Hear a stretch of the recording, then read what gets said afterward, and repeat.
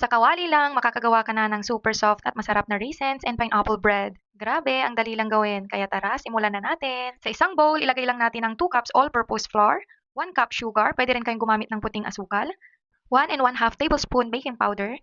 Mix lang natin yan hanggang mag-combine ng maayos.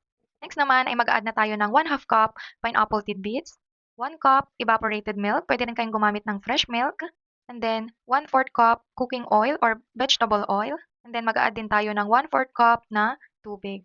Haluin lang ng mabuti hanggang maging smooth yung texture. Gusto natin creamy and walang buo-buo. After nga nating mahalo, ay mag-add na tayo ng 1/4 cup na pasas or raisins. Haluin lang ulit natin ito. At ayan, pwede na nating ilagay sa ating baking pan.